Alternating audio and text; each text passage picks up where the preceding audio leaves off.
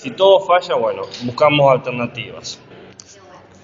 ¿Qué iba a decir? Bueno, ya en la próxima clase de práctica hablaremos un poco de una devolución más general de cómo fue esta primera experiencia.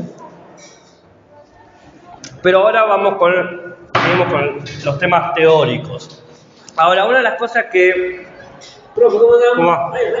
Sí, está limpia. Eso se viene el trabajo. Eso se viene el trabajo. Ya estaba limpia antes que usted llegara.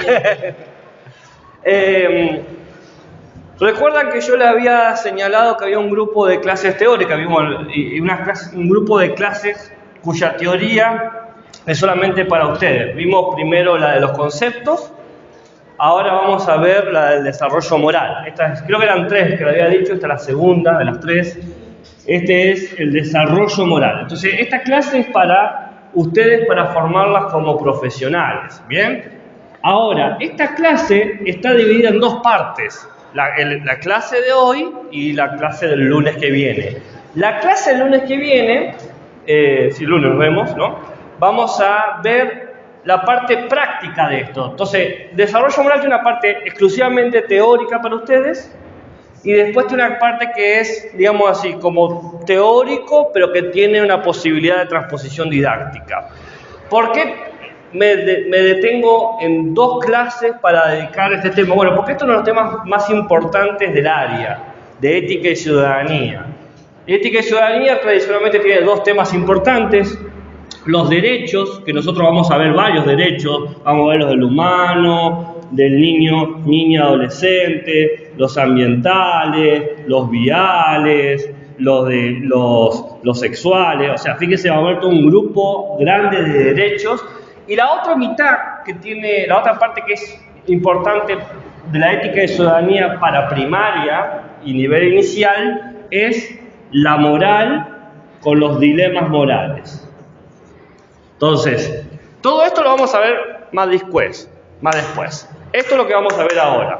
Vamos a ver lo moral y los dilemas morales. Ya vimos cuestiones de la ética, ya vimos las cuestiones de los valores, pero ahora tenemos que ver otra cosa más que es más puntual y que les permitiría a ustedes tener una noción un poco más profunda de por qué se habla de problemas morales en la escuela y por qué se habla de dilemas morales en ética y ciudadanía y por qué es importante enseñarlos a nivel primario.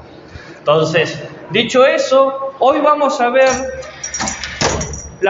lo que para mí, lo que yo sospecho que va a ser el tema más difícil. Entonces es una lástima que estemos tan pocos, pero bueno, no puedo hacer nada frente a eso.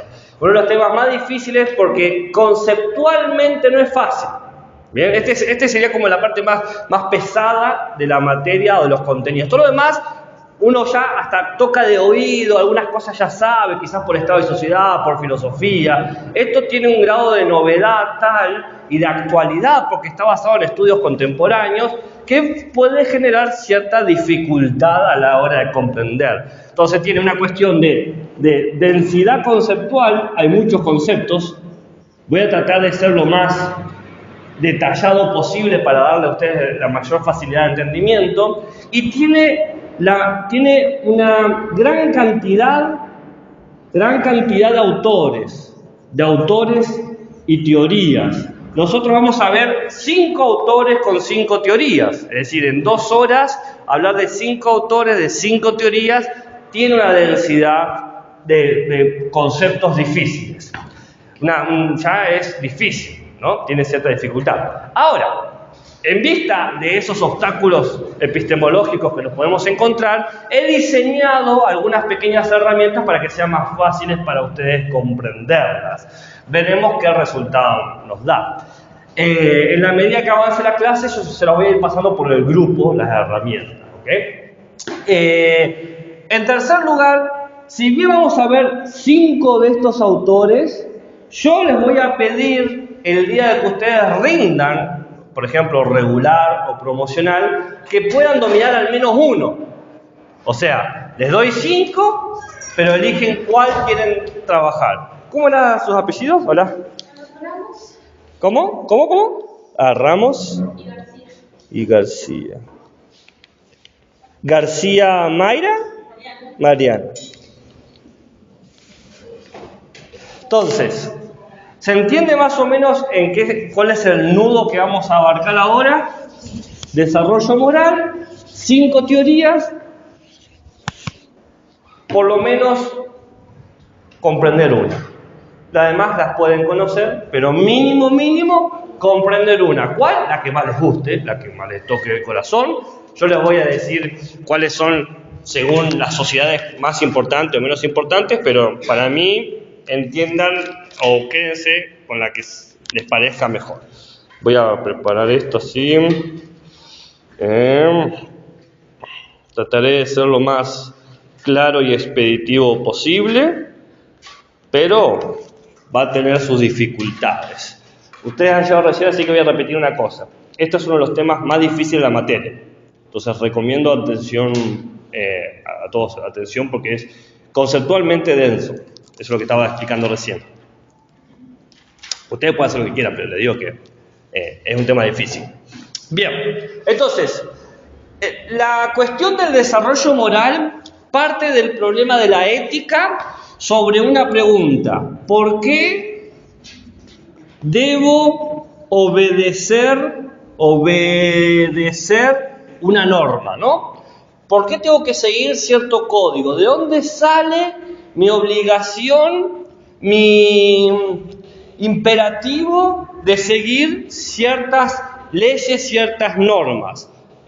¿Por qué sigo esta norma y no esta otra? ¿No? Siempre seguimos una norma sobre otra norma, ¿no? Entonces, la teoría del desarrollo moral, que es lo que estamos hablando, entiende que la moral, fíjense que voy a dar una definición totalmente distinta a la que estábamos trabajando de las éticas humanistas y las éticas poshumanistas. Entiende a la moral como un conjunto de principios, normas y valores. La moral es un conjunto de principios, normas y valores. Por ejemplo, un principio sería siempre hacer X, qué sé yo, siempre decir la verdad. O nunca hacer Y, por ejemplo, nunca mentir, ¿no? Eso es un principio, te establece algo de manera absoluta. La norma va a establecer un condicional. Si te encontrás en la situación A, tenés que hacer B, ¿no? Por ejemplo, qué sé yo. Si te encontrás en la situación de hallarte la billetera de alguien, tenés que devolver la billetera, ¿no? Si te encontrás con A, hacer B. Eso es una norma, ¿no? La norma mayormente presupone ciertas ideas de lo que está bien y de lo que está mal. Está bien seguir la norma, está mal no seguirla. Y después los valores. Los valores son muchísimos los valores. Hacer un listado de valores es un trabajo titánico que no vamos a hacer acá. Los valores puede ser, qué sé yo, la libertad, la amistad, el respeto, la cofradía, la honestidad, la responsabilidad, etcétera, etcétera, etcétera. Bien. La idea es que la moral, con todas estas cuestiones, principios, normas y valores, terminan orientando al individuo para que actúe, para que defina su vida en términos de lo que es bueno, de lo que es justo, de lo que es feliz. En este punto, la definición de moral sí se conecta con la otra idea que teníamos de moral humanista y poshumanista, lo bueno, lo justo y la felicidad. ¿Bien? Pero acá se agrega una cuestión, que lo bueno, lo justo y lo feliz es algo contextual, depende del contexto. ¿Bien? Los contextos sociales, culturales, económicos, políticos, etcétera, etcétera, etcétera, familiares, de barrio, geográficos, todos estos elementos contextuales terminan estableciendo un ideal de carácter social de qué es lo bueno, lo justo y la felicidad. Y cada individuo representa y trata de actualizar esa idea de lo bueno, lo justo y lo feliz, ¿no? Nosotros no inventamos la palabra felicidad, no inventamos la palabra bueno, no inventamos la palabra justo. Las ideas que tenemos de estas palabras que nosotros no inventamos, sino que fueron aprendidas socialmente, son ideas sociales, que las hemos aprendido por las cosas que leemos, por las cosas que vemos, por la gente que nos relacionamos. Es más, muchas veces no entendíamos ciertas cosas que podían ser buenas hasta que no experimentamos otras cosas con otras personas que nos dieron lugar a entender otra manera de ser bueno. ¿Qué sé yo? Un ejemplo. La persona que es muy fanática cree que solamente siendo religioso sos bueno. Hasta que quizás te contactás con gente no religiosa y que cumple los mismos requisitos de tu bondad. Y decís, bueno, quizás la religión no es un criterio para ser bueno o ser malo, ¿no? Eso es una manera. Buenas. ¿Cómo era su apellido? ¿Cómo? Tapia. Bien. Entonces, todo esto nos da lugar a una palabra, un concepto nuevo que les traigo. A ver, quizás no es nuevo para ustedes, pero es nuevo para el momento de la cátedra, que es juicio moral. Juicio moral. Entendiendo que la moral es un conjunto de principios, normas y valores que orientan a la vida del individuo y que esa orientación depende de un contexto, esa orientación nos está enseñando a hacer juicios morales. Por dónde vivimos, por cómo vivimos, por qué hacemos, aprendemos a hacer juicios morales. Ustedes me dirán, ¿y qué carajo es un juicio moral? Bueno, un juicio moral es ponderar, evaluar el comportamiento en una situación. Ponderar, evaluar. ¿Qué se hizo en tal situación? Entonces, por ejemplo, si yo estoy en la situación de encontrar una billetera en la calle y veo que la otra persona, veo que alguien encuentra una billetera en la calle y veo que no la devuelve, yo puedo hacer un juicio moral sobre eso. Puedo decir, es mala persona, es buena persona. Y después le digo, ¿por qué no devolviste? Dice, no, porque yo sé de quién es esta billetera y sé que la va a venir a buscar a su casa, sé que la voy a llevar a su casa, no la lleva a esa persona. Entonces, mi juicio moral que pasó del malo quizás pasa a bueno, pero después me doy cuenta que me mintió, entonces de bueno volvió a pasar a malo. Los juicios morales tienen que ver justamente eso, cómo evaluamos el comportamiento en las situaciones. ¿Cómo evaluamos los comportamientos en las situaciones? ¿Cómo evaluamos los comportamientos en las situaciones? ¿No? Bien, esa evaluación supone siempre una jerarquía. ¿Una jerarquía de qué me dan ustedes? De cuestiones morales, una jerarquía de principios, una jerarquía de normas, una jerarquía de valores, donde yo digo qué valor es primero, qué valor es segundo, qué principio es primero, qué principio es segundo, qué norma es primera, qué norma es segunda. Entonces, si yo me encuentro entre dos normas a seguir, digo, no, tenés que elegir la primera norma, no la segunda, la que es más importante, no la que es menos importante. Y si alguien elige la norma menos importante, hago un juicio moral. Le digo, no estás actuando tan bien como deberías. ¿Se entiende cómo funciona el juicio moral? Todos tenemos jerarquías y juzgamos a raíz de esas jerarquías. Como un filtro. Como lo que valoramos más, digamos. Sí, lo que valoramos moralmente, porque podés valorar algo económicamente o sentimentalmente, acá valoramos moralmente, según qué principios, qué normas y qué valores. Por ejemplo, si para vos es más importante la familia que la amistad, y ves que alguien de tu familia elige primero a los amigos antes que vos, vas a decir, ese juicio es malo, te comportaste de manera inadecuada, y viceversa. Si una persona tiene primero los amigos y después la familia, y vos primás a tu familia en vez de tu amigo, va a decir, usted ha sido una mala persona, porque eligió su familia y se olvidó de sus amigos. Entonces, no quiere decir que familia y amigos no sean importantes, sino que unos son más importantes que otros. Hay una jerarquía, hay un arriba y hay un abajo. Mientras más arriba está la cosa, mientras más jerárquico es, más importante. Mientras menos importante, más abajo va a estar y por lo tanto menos relevancia le voy a dar. ¿Se entiende? Entonces, todo esto muestra que nuestra jerarquía funciona como un filtro a través del cual interpretamos las acciones de los demás. Acciones de los demás. Los demás actúan y en vez de entender lo que el otro hace, porque nosotros no podemos vivir en la cabeza del otro, es imposible. Entonces, ¿qué hacemos? Juzgamos, filtramos, interpretamos.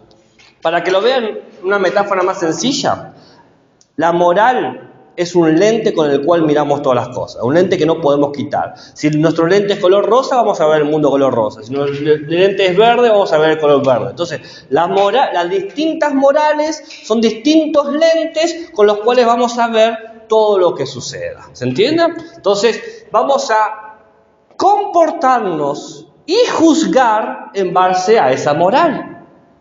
Por eso, el estudio de la moral es tan importante para entender el funcionamiento de la sociedad, porque así nos relacionamos entre nosotros socialmente, cómo nos comportamos.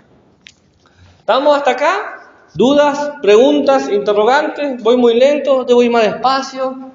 ¿Debo ir más rápido? ¿Más lento?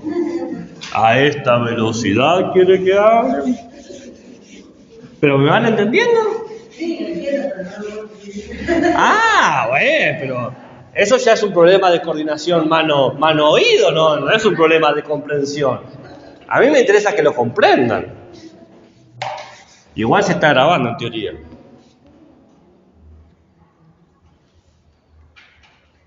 Bien. Ahora, ética y moral, esta cuestión de la moral, donde tenemos el individuo con su jerarquía que hace juicios morales, habíamos dicho que es contextual, que no es algo contextual, no es algo totalmente innato o autónomo en nosotros, sino que depende de muchas cosas. ¿Y de qué depende? Depende de la sociedad en la que estamos, porque cada sociedad quiere imponer la moral que tiene sobre sus sujetos. Cada sociedad va a juzgar a sus individuos de tal manera. Entonces se formaba un círculo de retroalimentación. La sociedad le dice al individuo qué está bien y qué está mal. El individuo le dice a la sociedad qué está bien y qué está mal. Entonces se va generando un constante retroalimentación, donde hay claramente tensiones. ¿Qué pasa? Que si la sociedad me dice que no tengo que estar vestido así o asá, pero yo le quiero enseñar a la sociedad que yo me puedo vestir como yo quiera. ¿No? Entonces se genera una tensión moral, una tensión problemática. ¿Qué pasó? Frente a eso, nosotros hemos construido, nosotros como sociedad y como individuos que participan en ello, hemos construido nuestra imagen del mejor individuo social. Esa imagen se llama ciudadano. El ciudadano va a representar la alta moralidad de la sociedad, lo mejor que la sociedad puede ofrecer. ¿No? Siempre dicen, el ciudadano tiene que representar los altos estándares de la justicia, de la democracia, de lo bueno, de lo justo, ¿no? Es así. Ahora, el problema es que eso es un ideal, claramente, ¿no? No existe el ciudadano que yo estoy diciendo. Todos tenemos nuestras porquerías, nuestras falencias, nuestras insolencias, nuestras irresponsabilidades, pero está en esa imagen. Es más, muchas veces nosotros le pedimos a la sociedad cierto estándar moral que nosotros mismos no tenemos. Le decimos, sociedad, tenés que ser honesta, pero quizás nosotros no somos honestos. Sociedad, tenés que ser justa, pero quizás nosotros no somos justos. Siempre es así. Y la sociedad nos hace lo mismo. La sociedad nos exige a nosotros cosas que la sociedad no cumple. La sociedad dice, todos tenemos que respetarnos, pero la sociedad no me respeta. Todos tenemos que darle libertad a inclusive a la gente que nos cae mal, pero la sociedad margina. Entonces, hay una cuestión siempre de tensión sobre qué es lo moralmente aceptable con una imagen de ciudadano, y todo el tiempo suponen dos cosas. Juicios morales, donde yo estoy juzgando, y la moral que utilizo para hacer el juicio. Juzgo en base a una moral. Juzgo en base a una moral. Juzgo en base a una moral. No puedo juzgar sin una norma, sin un principio, sin un valor que me permita juzgar. Si no, ¿cómo puedo hacer un juicio? ¿Cómo puedo decir que alguien que está feliz o es infeliz, que es bueno o malo, que se porta bien, no se porta mal, si no tengo una norma que me permita evaluar, medir ese comportamiento? Ahora, dicho todo esto, aparece una situación. Sabemos que hacemos juicios morales, sabemos que esos juicios provienen de una moral, y también sabemos que parte de esa moral es propia del individuo, es solamente el individuo, y parte de la moral es propia de la sociedad, lo cual genera un problema. ¿Qué parte es qué parte? ¿Y quién tiene qué control sobre qué cosas? ¿No? Porque ¿hasta qué punto lo que yo considero bueno, correcto y adecuado es decisión mía? ¿Y hasta qué punto lo que yo considero bueno, correcto y adecuado es decisión de la sociedad en la que yo vivo? Estamos en un problema acá de saber de dónde viene mi pensamiento moral. ¿De dónde viene mi juicio moral? ¿De dónde viene mi manera de juzgar a los comportamientos de los demás? Esa pregunta es la pregunta del desarrollo moral. ¿De dónde viene? O sea, ¿desde dónde empieza hasta dónde llega? Esa es una pregunta filosófica. ¿La moral nace del individuo o nace de la sociedad o nace de los dos? ¿De dónde cuerno surge? ¿No? Porque teniendo quizás en claro eso, vamos a poder tener en claro cómo enseñar a elegir correctamente, a evaluar correctamente, a hacer buenos juicios morales. ¿Estamos hasta acá? ¿Dudas, preguntas, interrogantes, comentarios, insultos, nota al pie, críticas constructivas, críticas destructivas? Sí, exactamente. Hay una tensión que no sabemos cómo resolverla. Y para resolverla no les voy a dar una respuesta, les voy a dar 5 respuestas. Y las 5 respuestas se contradicen entre sí. Entonces ustedes tienen que elegir cuál de más les gusta. ¿Ustedes cuál es su apellido? Illana, mi tocaya. ¿Y la otra? Naveda. Y mi no tocaya. Bien, entonces, ¿de dónde surge la moral? ¿Y quién regula que la moral haga tal o cual juicio? Esto es el problema de cómo se desarrolla la moral.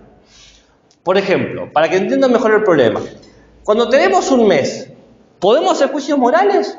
No me lo respondan. No respondan porque probablemente lo que se responda, yo les pueda dar un contraejemplo de que me dicen que sí, les puedo decir que no, y si dicen que no, les puedo decir no es el problema ahora, ¿ok? No sé qué. Si les interesa saber sobre la moralidad de los bebés, yo les puedo pasar un texto, pero no es eso.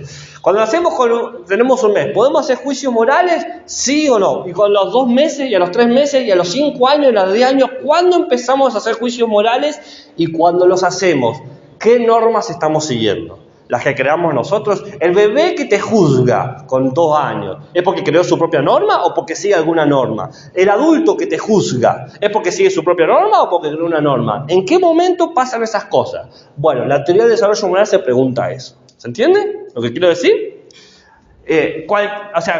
Las respuestas positivas y negativas, todos tienen su ejemplo a favor y su ejemplo en contra. Así que no traten de decir, esta es la verdad, porque acá se van a morir de angustia. Por lo menos vamos a decir que si hay algo que es cierto, es que todas las personas tienen juicios morales. Todas las personas juzgan moralmente a sí mismas y a los demás. Todas. No hay nadie que no haga un juicio moral. ¿Bien? Ahora, ¿por qué y cómo? Bueno, ahí empieza el problema. La primera respuesta, yo voy a dar las teorías en orden cronológico, es decir, de la más antigua a la más nueva. Pero decir más antiguo no es muy lejos, tiene 100 años nomás. Bueno, la primera teoría que habla no de la moral, sino del desarrollo moral, es la de Jean Piaget. Jean Piaget. ¿Lo conocen? ¿Les suena Piaget? ¿No? Se lo conocen, ¿no? Bueno, ¿qué conocen de Piaget? Una de las teorías del aprendizaje. Exactamente, claramente, es conocido por eso. Bueno, pero su teoría del desarrollo del conocimiento, del desarrollo cognitivo, tiene una teoría espejada, una teoría paralela, que es la teoría del desarrollo moral. Él hizo dos teorías que van de la mano, ¿no? Mayormente se estudia una, que es la del conocimiento, porque es la que más impacto tuvo. El más impacto no, me corrijo, porque las dos tuvieron impacto. La que más impacto ha tenido en los círculos pedagógicos, ¿no? Muchas escuelas lo tomaron, muchas maneras de perspectivas didácticas lo tomaron como propio, ¿no? Por eso se volvió con cierta popularidad. Pero en los círculos filosóficos a Piaget se lo conoce más por su aporte de la moral que su aporte pedagógico. Entonces, él va a decir lo siguiente, que los individuos tienen una estructura cognitiva. ¿Qué mierda quiere decir eso? Que tenemos un software, un programa en la cabeza, que en la medida que vamos creciendo, vamos subiendo de nivel y se van habilitando nuevas cosas. Es decir, tenemos un software que en el nivel 1 puedo conocer cuadrados y cubos. En el nivel 2 puedo conocer sumas y restas. En el nivel 3 puedo conocer la física cuántica. Voy aumentando mi nivel de comprensión. De nivel de comprensión quiere decir de conocimiento. Esto supone que para Piaget el hecho de ser humano supone un desarrollo biológico en términos etarios, a cada edad tenemos tales cosas, que va permitiéndole al individuo alcanzar ciertos niveles de abstracción. Puede abstraer cosas, pensar de manera abstracta. Entonces él pone como 4 etapas. Por estas 4 etapas creo que se va a entender lo que él está diciendo.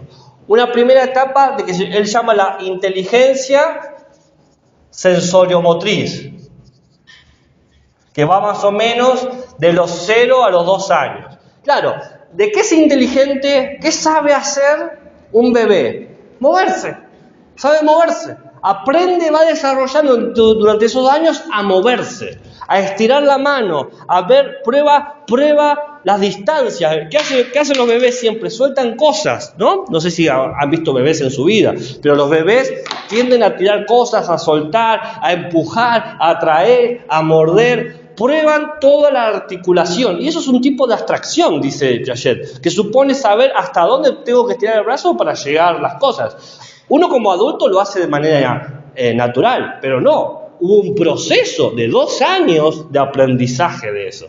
2 años para aprenderlo. Después dice Piaget que tenemos lo que se llama la inteligencia preoperacional, que va de los 2 a los 7 años, que tiene que ver con el desarrollo de ciertas cuestiones abstractas. Acá aparece, por ejemplo, el uso del lenguaje, quizás el acercamiento a los números. También está la relación con otra lógica de la distancia, por ejemplo, el tiempo. Se entiende el tiempo, el ayer, el hoy y el mañana, que quizás un bebé no tenía una referencia de lo que es dentro de 3 días, ¿no? Esa noción no lo tiene. En esta etapa de los 2 a los 7 años se empieza a configurar ese tipo de nociones. Después, la tercera etapa, que es la intelectual concreta, que va de los 7 a los 11 años, que es cuando se aprende un conjunto de saberes por áreas. como puede ser la matemática, la lengua, la geografía, la física, el arte, en un saber especializado, ¿no? Que es típico de las cosas que se enseñan en este periodo, ¿no? Que es lo que uno trabaja, ¿no? Ciencias sociales, ciencias naturales, etcétera, etcétera, etcétera. Y después está el cuarto periodo, que es la inteligencia formal, sí, que va de los 11 años en adelante. La característica de esto es cuando nosotros ya podemos pensar en niveles muy abstractos. Por ejemplo, pensar en, qué sé yo, en el amor, lo que está bien, lo que está mal, lo que es la justicia, lo que no es justicia, lo que es correcto, lo que es incorrecto. Podemos pensar en teorías complejas como, qué sé yo, divisiones, multiplicaciones, funciones, elementos que no encontramos ejemplos en la realidad, pero lo podemos pensar, ¿no? Entonces, eso es lo que dice Piaget, que como que el infante o los humanos, en la medida que van cumpliendo estos años, como que suben de un nivel, como en los videojuegos, a los tantos puntos, y sube de nivel. En base a eso, en base a esto va a decir que así como se desarrolla el conocimiento en esta estructura cognitiva, estructura porque tiene 4 niveles, también hay una estructura moral, que es paralela. Una estructura moral, que es paralela. ¿Qué quiero decir? Que en esto mismo va a haber un paralelo de desarrollo. Así como un desarrollo de conocimiento, hay un desarrollo moral. Así como hay una estructura de conocimiento de 4 niveles, va a haber una estructura de conocimiento moral.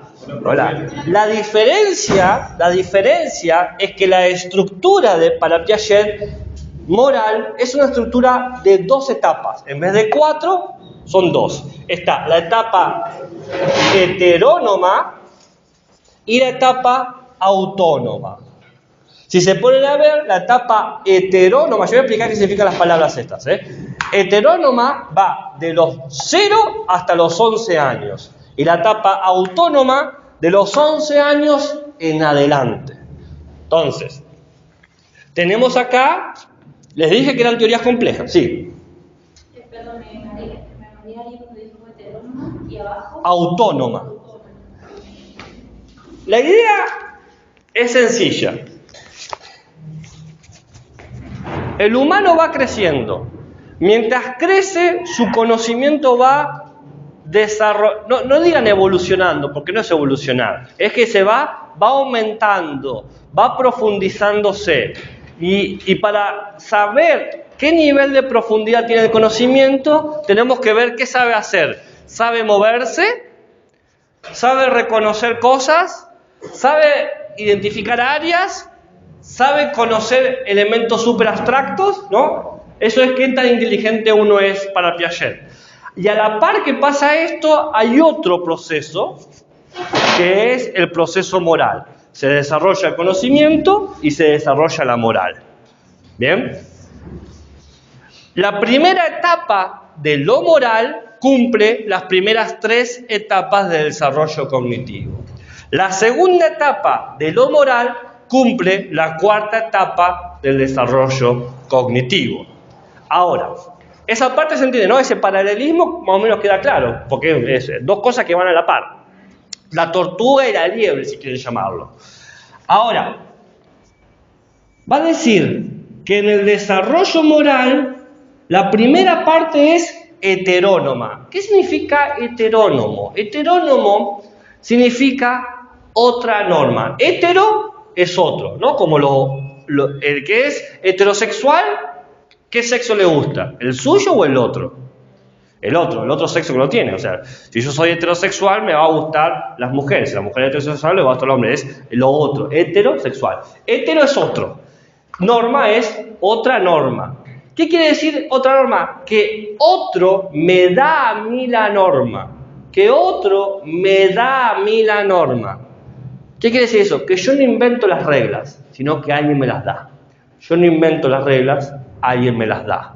¿Quién me las da? Mi papá, mi mamá, el docente, el directivo, la policía, quien sea. Otro me dice lo que tengo que hacer. Dice Piaget que hasta los 11 años Los humanos decimos, hago esto porque me lo dijo mi mamá. Hago esto porque lo dice la policía. Hago esto porque lo dice el docente, ¿no? Lo que yo creo que está bien y lo que está mal, los juicios morales que yo hago, lo hago en base de lo que otro me dijo que tengo que juzgar. No, Gabriel, eso no se hace, eso no se dice, eso no se toca. Entonces, cuando veo que otro hace, le digo, no, Manuel, eso no se hace, eso no se dice, eso no se toca. ¿Por qué, Gabriel? Porque me lo dijo mi mamá. No, la norma no la hago yo, es la que está. Eso es la heteronomía o la heteronorma. Heteronomía o heteronorma son sinónimos. La norma la hace otro, la norma me la da otro. La autonomía viene justamente de auto, de autónomo, de independiente, ¿no? Auto viene de uno mismo. Entonces, yo o mismo hago la norma. El autónomo crea su propia norma. Yo hago la norma. No me dicen qué hacer, yo decido qué hacer, ¿no? No es simplemente escuchar a los otros, sino que yo elijo qué norma seguir. Ahora, esto supone que como yo hago la norma y como yo vivo en la sociedad, en realidad el yo hago la norma se convierte en nosotros hacemos la norma. Ya no es que vos me mandás, pero yo tampoco te puedo mandar, porque vos tampoco sos heterónomo, sos autónomo. Cuando hay dos autónomos, la norma se convierte de manera convencional. Cuando hay un autónomo y un heterónomo, ¿quién pone la norma ahí? ¿Quién? Cuando hay un autónomo y un heterónomo, ¿quién pone la norma? El autónomo, claramente. Y cuando hay un heterónomo y dos heterónomos, ¿quién pone la norma? Ninguno de esos dos. Es así. Heterónomo, la norma la pone el otro. Entonces yo no lo pongo, ¿no? Entonces si tengo un hetero y un autónomo, la norma la va a poner el autónomo. Si tengo el autónomo con el autónomo, la norma la ponemos los dos. Y si tengo un heterónomo y un heterónomo, la norma no la pone ninguno, va a venir de afuera, impuesta. Como cuando los estudiantes en el curso dicen, no hacemos esto no porque vos me obligás a mí o yo te obligo, sino porque la docente lo quiere. Se autorregulan, se autogestionan, porque saben que hay alguien, una imagen que está ahí. No sé, cayó tinta ahí. Ok. ¿Estamos hasta ahí? Entonces,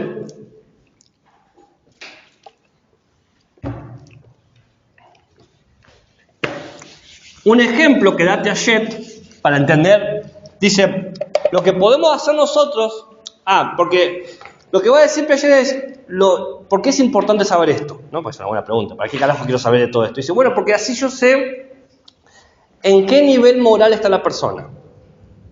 Así yo sé cómo justifica sus actos. Cómo entiende sus responsabilidades y cómo entiende la responsabilidad de los otros. Entonces Piaget da un ejemplo, dice, les leo lo que dice Piaget.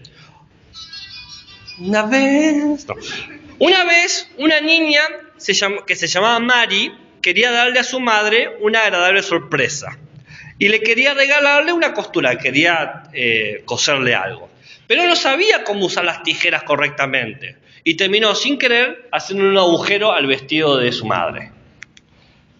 Sigue diciendo. Otra vez, una niña llamada Margaret fue y tomó las tijeras de su madre un día cuando su madre no estaba. Y Margaret jugó con las tijeras durante un tiempo. Entonces, como no sabía cómo usarlas correctamente, accidentalmente hizo un pequeño agujero en el vestido. ¿Entendió las dos historias? Mary y Margaret. Entonces Piaget le va a preguntar a los niños, con los que quiere saber en qué nivel moral está, ¿quién de las dos fue más traviesa? ¿La segunda? ¿Quién dijo la segunda? Bueno, ¿por qué? ¿Por qué fue más traviesa? Porque lo hizo cuando la madre no estaba. Lo hizo cuando la madre no estaba, ¿ok? Sabiendo que no lo podía hacer. Sabiendo que no se puede jugar con tijeras. ¿Y por qué la otra no? Porque también hizo un agujero con las tijeras la otra. La otra fue sin querer. Ah, fue sin querer. Para mí en este caso serían las dos heterónomas. Las dos son heterónomas, claramente. Sí. Pero ¿cuál fue más traviesa? ¿La que seguía las reglas o la que no seguía las reglas? Las reglas que no impuso. ¿No? Entonces, no busquen solucionarlo, no es para solucionarlo, porque justamente la pregunta es conflictiva, pero es para poder entender en qué nivel moral están las personas. Dependiendo de qué argumentos demos, vamos a ver en qué nivel está. Ok. Esto Piaget lo presenta más o menos en la década del 40, ¿no? Y se convierte en una teoría bastante importante. Y aparecen inmediatamente los discípulos de Piaget. ¿Qué? Aparecen los discípulos de Piaget. Entonces, esta fue la primera teoría. Ahora les voy a dar... ¿Pueden estar de acuerdo con esta teoría o pueden que no? Les voy a dar la segunda. El discípulo más importante de Piaget es Lawrence Kohlberg. Lawrence Kohlberg.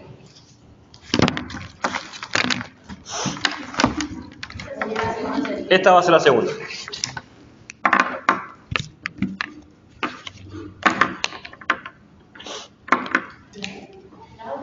Ahí lo escribo. Pasa que quiero que baje la tinta porque de tanto que lo hago así, ve si me baja. Lawrence Kohlberg. Kohlberg murió en el 89, creo. Kohlberg. Bueno, Lawrence Kohlberg era un discípulo de Piaget. Era un discípulo, estudió con Piaget, trabajó con Piaget, lo leyó Piaget, pero no estaba tan de acuerdo con ciertas cosas. Voy a decir primero con qué estaba de acuerdo y después digo con lo que no estaba de acuerdo. Estaba de acuerdo con la idea de que la moral se desarrolle. Dice, sí, puede ser que en la medida que vamos creciendo, nuestra moral cambia. Vamos desarrollando nuestra capacidad de hacer juicios morales. ¿Está de acuerdo con eso? También está de acuerdo de que la moral empieza en lo heterónomo. No empezamos nosotros creando nuestras normas, sino que tomamos normas de otros, y que termina en lo autónomo. Es decir, que llegamos finalmente a crear nuestras propias normas. Pero no coincide con Piaget estos estadios tan duros. A los 2 años, pum, te transformaste. A los 7 años, pum, te transformaste. A los 11, no es tan rígido, porque la vida no está tan marcada así como lo pensaba Piaget. No, hay distintos contextos que quizás hacen que una persona llegue más rápido a lo autónomo que otra. Es más, vos podés vivir toda tu vida como heterónomo siguiendo reglas y nunca llegar al autónomo. Entonces él va a decir, primero, que la moral no solamente se desarrolla en la infancia, como pensaba Piaget, porque para Piaget llegábamos a ser autónomos a partir de los 11 años. Dice, no, la moral no solamente se desarrolla en la infancia, sino que se desarrolla durante toda tu vida. Hasta el día que te morís, seguís desarrollando la moral. Seguís cambiando valores, manera de juzgar, porque la gente cambia. No es lo mismo que jugás a los 30, a los 40, a los 50. Uno va cambiando. Otros no. Otros tienen el mismo código de la vez para siempre y otros van transformándose. Entonces, la moral no es algo que se da una vez y para siempre, sino que va en continuo cambio. Entonces, ¿qué va a decir él? Él va a decir, acá hay una palabra horrible, no sé por qué la eligió, pero es la que eligió él, es asquerosa la palabra, yo la odio con todo mi corazón. Él dice, ¿la moral se desarrolla en niveles? No. ¿En estructura? No. ¿En categoría? No dice eso. Dice, la moral se desarrolla en estadios. En vez de decir estado o nivel, no, dice estadios, como un estado, ¿no? El estadio 1, el estadio 2, el estadio 3, ¿no? Dice estadios. Es horrible, la odio con todo mi corazón. Bueno, entonces vamos teniendo diferentes estadios. Y distintos estadios o estadios van estableciendo cómo se estructura la manera de hacer juicios morales. Bien. Estos estadios están conectados principalmente con 2 cosas. Lo primero es la comprensión del individuo, cómo el individuo entiende su entorno. El individuo entiende su entorno de manera amenazante, de manera cómoda o defensiva. ¿Cómo interpretamos nuestro contexto? Eso es el primer nivel. Y el segundo es el ambiente.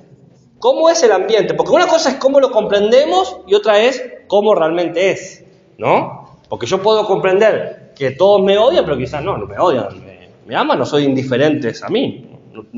Indiferencia no necesariamente es odio. Este ambiente es el ambiente social. Y como todo ambiente social, se caracteriza por imponernos roles, ¿no? La sociedad te da un rol. Te va a decir, por ejemplo, tenés que comportarte en este contexto de cierta forma, ¿no? Por ejemplo, ¿cómo se tiene que comportar en el aula ustedes? ¿Cuál es la imagen del comportamiento correcto en el aula? Tranquilito, paradito. Ahí está, ¿ves? El contexto te da un rol, ¿no? ¿Cómo hay que comportarse ante la policía? Respetuoso, lo que sea, ¿ves? Entonces, siempre la sociedad en distintos ambientes te da roles, ¿no? Es así, ¿no? Estos roles te dicen qué normas seguir, ¿no? ¿Qué leyes hay que atender? Y el individuo, el tema es, ¿comprende el individuo el rol que el ambiente le está dando? Porque si yo no lo comprendo, no lo voy a seguir. ¿Se entiende lo que estoy diciendo? ¿Comprende el individuo el rol que el ambiente le está dando? Esa es la pregunta que se hace Kohlberg. Dice, eso es algo que Piaget no preguntó. Dice, porque una cosa es lo que pasa en la sociedad, otra lo que pasa en la mente y encima todo se conecta. Entonces, él va a generar una teoría. ¿Esto se entendió? ¿Me tienen hasta ahí? Bueno, él va a generar su teoría llamada la teoría de los 3 estadios. La teoría de los 3 estadios. Perdón. La teoría de los 6 estadios. No sé, 6. Así que...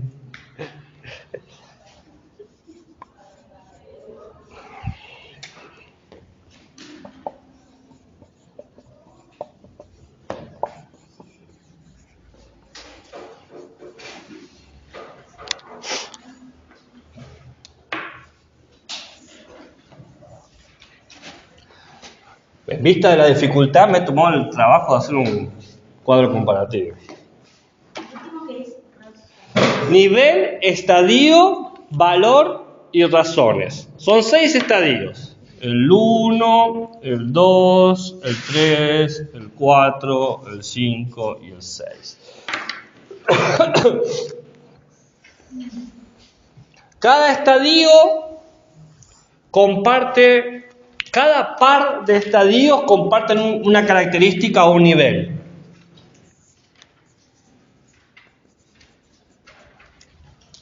A ver, esto es así. Para Kohlberg, la propuesta de Piaget era muy simple. Dice, faltan cosas acá. No es todo el cuadro. Entonces, él va a tratar de dar la mejor imagen que se le ocurrió a él de desarrollo moral, desde que nacemos hasta que nos morimos. Piaget había llegado a los 11 años, él dice, no, esto va todo. Entonces, claramente va a complejizarse esto. Cada estadio es un estado moral, estado de desarrollo moral. Bien, estado de desarrollo moral. Cada estado de desarrollo moral supone una manera de entender los valores morales, de tener ciertos valores. Y cada idea de estadio y valor va a suponer que los argumentos que damos, yo hice esto, o esto a mí me parece bueno, por X. Entonces lo que voy a explicar es cada uno de estos. ¿Ok? Esto lo dejo para lo último porque va a ser más fácil entenderlo cuando explique todo esto. ¿Ok? Entonces, el primer estadio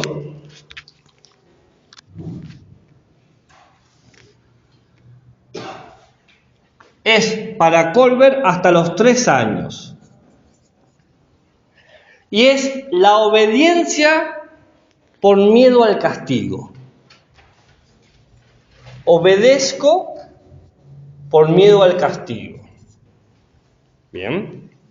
Entonces, ¿qué tipo de valor tengo acá?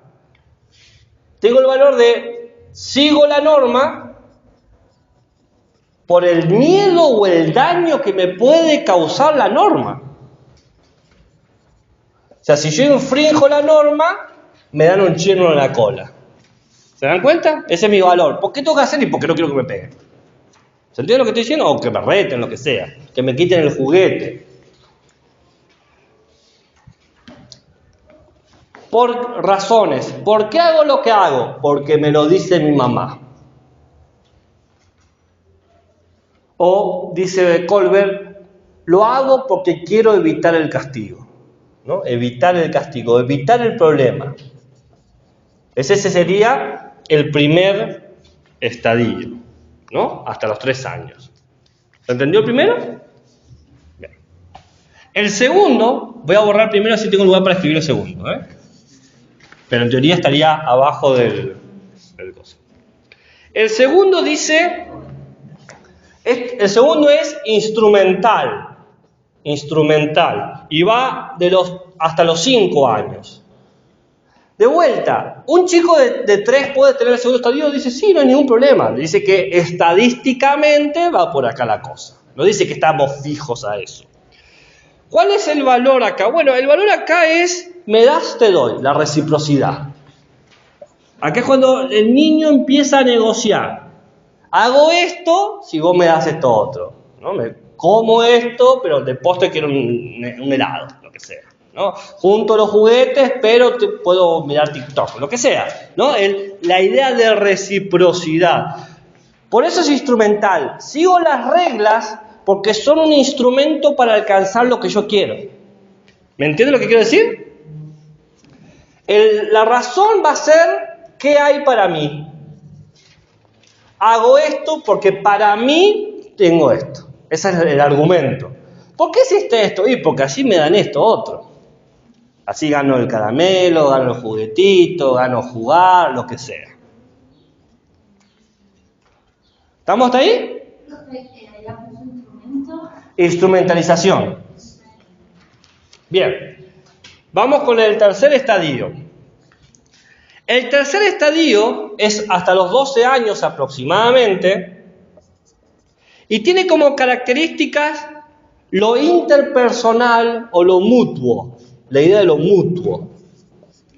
Acá aparece, por ejemplo, la idea de cumplir, el valor de cumplir la idea de ser buen hijo, buen hermano, buen amigo, ¿no? Acá el valor es cumplir ese ideal. Yo ser eso que esperan de mí. Buen hijo, buen hermano, buen estudiante. Acá hay una necesidad de ser buena persona. Entonces, ¿por qué hago esto? Porque me hace ser bueno. Quiero ser buen hijo, quiero ser buen padre, no, quiero ser buen hermano, buen amigo. Hago esto porque me han dicho o entiendo que esto me hace ser bueno. Quizás no, le pedís al niño que defina que es bueno, no lo sabe, pero sabe que si hace eso, le van a decir que es bueno. Después de esto, viene hasta los 18 años aproximadamente, que es el social. O intersocial o interpersonal. ¿Cuál es la idea acá? Bueno, acá aparece la idea de grupo. Hago lo que yo creo que es mejor para mi grupo de amigos, por ejemplo. Acá aparece claramente esta idea de asociación micro que se genera, ¿no? Soy fiel a mis amigos, soy fiel con los que son fieles conmigo. Acá aparece la idea de que hay una ley que es igual para todos. ¿Para todos quién? Para este grupo. ¿Ok? El grupo puede ser mi barrio, puede ser mi ciudad, puede ser mi país, no importa lo que es el grupo. Puede ser los hinchas de mi equipo de fútbol. Si a un hincha de mi mismo equipo de fútbol lo golpean, yo salto y lo defiendo. Porque la ley es igual para todos y la ley dice que hay que proteger a mi grupo. Por ejemplo, eso es un razonamiento. ¿Se entiende lo que estoy diciendo? Bien. El quinto estadio es la idea del contrato, que esto ya es la adultez, ¿no? La adultez. Donde yo hago las cosas por un contrato social. ¿Qué quiere decir esto? Que entiendo que la sociedad pide ciertas cosas de mí. La sociedad quiere que, por ejemplo, camine por la vereda, no por la calle. Pero yo también le pido ciertas cosas a la sociedad. Es decir, hacemos como un contrato de común acuerdo de tus intereses con mis intereses. No importa si no sos de mi grupo, no importa quién sos, importa cómo coordinamos las cosas, ¿no? Tiene que ver con la idea de los derechos y los valores que tenemos que proteger. Por ejemplo, no importa si vos sos un idiota, tenés derecho a ser libre. Entonces yo no voy a tratar de molestarte y vos no me molestés a mí, ¿no? Acá aparece como razonamiento la idea de que todo lo que consideramos moral o correcto viene de un contrato social. La sociedad se puso de acuerdo que esto está bien. La sociedad se puso de acuerdo que esto está bien. También la sociedad podría ponerse de acuerdo que esto está mal, ¿no? ¿Se entendió el quinto? ¿Sí? Vamos con el sexto. El sexto es la idea de lo universal. Que yo puedo crear principios que cualquier persona en cualquier momento de la historia y en cualquier lugar estaría dispuesto a seguir, ¿no? Acá ya no es un contrato de vos me decís lo que te interesa, yo digo lo que me interesa y nos ponemos de acuerdo. Acá es la idea de que yo estoy en tal nivel avanzado del desarrollo moral que puedo crear un principio que todos van a querer seguir, indistinto que yo nunca te conozca. Es el acuerdo futuro. El ejemplo que da Colbert son los mesías, ¿no? Un mesías, cuando viene, Jesús, Moisés, Mahoma, ¿no? Los profetas, cuando traen los textos sagrados, han escrito para gente que está cientos de años en el futuro. Esa es la idea del Mesías, si no, ¿para qué sos Mesías? Si no traes la verdad revelada, sos un Mesías de cuarta, ¿no? Un Mesías que se precie de ser Mesías te va a traer un principio ético que vas a estar de acuerdo. Cuando Moisés baja con las tablas y los mandamientos, no matará, bla, bla, bla, bla, bla, está hablando a nosotros, al futuro, ¿no? Ese es el concepto, algo universal, ¿bien? Por lo tanto, el valor es que sea aplicable para todos. Para todos. Para todos en todo momento. Las razones es garantizar el mayor compromiso, que todos nos podamos comprometer. Por ejemplo, la idea de no matará parecería ser algo que cualquiera se puede comprometer. En principio, uno dice, sí, no estoy en contra de esa idea, no matar, ¿no? O si usted no dice, todo acepta, no, hay que matarlos a todos. Bien, estos estadios, como he dicho, no son fijos, no todos llegan a esto. Dice, primero Colbert dice, casi nadie o nadie ha llegado a este sexto estadio.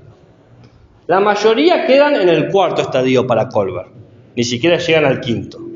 Es decir, la mayoría queda en esta idea de lo social y del grupo. Bien. Algunos van más allá y buscan el contrato y muy pocos o ninguno llega a este nivel. Y algunos quedan siempre en el estadio 2 y nunca tienen 40 años y siguen pensando en el instrumentalismo. Sigo las normas, pero porque quiero que me den algo a mi favor, ¿no? Eso dice Colbert, que no estás fijo, como para Piaget era algo fijo. Cumplías 11 años e inmediatamente te convendría ser autónomo. Dice, yo no sé si es eso así, dice Colbert. Hay gente que no cambia nunca. ¿Se entiende lo que está diciendo Colbert? Y va a decir que la característica de los estadios 1 y 2 es que son preconvencionales, es decir, es de carácter heterónomo, preconvencional, es decir, yo no creo convenciones, a mí me imponen las normas. El que es convencional crea una norma, convenimos, acordamos algo. Si yo soy preconvencional, jamás puedo llegar a convenir. Si yo no puedo convenir, si yo no puedo acordar, ¿qué quiere decir? Que alguien me lo impone. Y si alguien me lo impone, ¿qué soy? Heterónomo. ¿Se entiende lo que dice Colbert? Después está lo convencional, que es la parte 3, el estadio 3 y 4, donde es todo por contrato. Fíjense, lo mutual, lo común, ¿no? Es todo el contrato social. Todo, acordamos todo. ¿Se entiende? Dice Colbert que la mayoría está en el nivel 2, el convencional. Puede ser el estadio 3 o 4, pero está en el nivel 2. La mayoría dice, casi toda la población del mundo está en este nivel. Nacemos acá y vamos acá. ¿Ok? ¿Estamos ahí? ¿Se entiende este cuadro? Y por último estaría lo postconvencional. Lo preconvencional es que yo no hago acuerdos. Lo convencional es que yo tengo que hacer sí o sí acuerdos. Lo postconvencional es que yo puedo crear un acuerdo sin hablar con vos. ¿Por qué? Porque propongo una idea que 1000 años en el futuro vas a estar de acuerdo conmigo. Esa es la idea. Y dice Colbert, muy poca gente. Volvamos con el ejemplo de Moisés y no matarás. Moisés vivió, si es que es un sujeto real, hace más o menos 2000 años antes de nuestra era. O sea, hace 2000 años de nuestra era dijo, no matarás.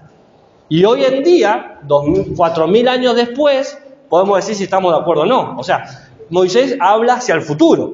¿Se entiende lo que estoy diciendo? ¿Más o menos? ¿Te perdí ahí? ¿Sí te perdí o sí me estás entendiendo? Otro ejemplo, el ojo por ojo, diente por diente. ¿No? La ley de Talión. La ley de Talión tiene 4000, 5000 años de traer. O sea, se tiró. Estamos 7000 años después de que se dijo ojo por ojo, diente por diente. Entonces, se nos habla a nosotros en el pasado. Eso es postconvencional, ¿no? Una idea moral que podemos seguir. ¿Se entiende lo que está diciendo? Preconvencional, convencional y postconvencional. ¿Dónde estaría la autonomía acá? ¿En qué nivel? ¿En el 1, en el 2 o en el 3? ¿Por qué en el convencional, dice usted? Para mí en el último. ¿Por qué? Bueno, ¿por qué en el último? Porque es a futuro, tiene una autonomía que se va a futuro. Hay que mejorar ese argumento. El futuro no importa, yo puedo hacer un contrato que opera al futuro. Acá hay algo más. Eso, lo creo yo solo, es autónomo. Esto es con otros, yo soy yo solo. ¿Sí? Yo solo a futuro. Esto es con otro a futuro. Por eso dije que había que mejorar el argumento, faltaba esa. ¿Estamos hasta ahí? Entonces, por ejemplo, le voy a dar un ejemplo de Colbert. Colbert dice, ¿cómo sé yo en qué nivel está alguien? ¿En qué estadio está? Bueno, le hago una entrevista.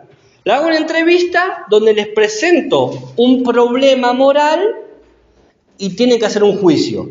Según qué razones den, sé en qué estadio están. Si dan las razones, por ejemplo, miedo o la razón es la ley, sé en qué estadio va a estar. Sé qué tan moralmente está desarrollado. ¿Entienden? Les doy un ejemplo. Dice, se los leo. En Europa, una mujer está gravemente enferma, próxima a morir. Un tipo especial de cáncer. Pero había un medicamento que los médicos creían que podía salvarla. Era una forma de radio que se había descubierto recientemente y lo había descubierto un farmacéutico que vivía en la ciudad de esta mujer que estaba enferma. El medicamento era costoso de fabricar y el farmacéutico cobraba 10 veces lo que costaba crear el medicamento. Es decir, el farmacéutico pagaba $200 para crear el medicamento y lo vendía a $2000. El marido de la mujer enferma, que se llama Heinz, fue a pedirle plata a todos sus conocidos para poder comprar el remedio. Pero llegó solamente a alcanzar la mitad de la plata, $1000. Le fue con la mitad de la plata al farmacéutico y le pidió que se lo vendiera más barato, a $1000, o que le permitiera pagar la mitad ahora y después el resto. Pero el farmacéutico le dijo, no, yo descubrí la medicina y es mi derecho poder ganar dinero con ella.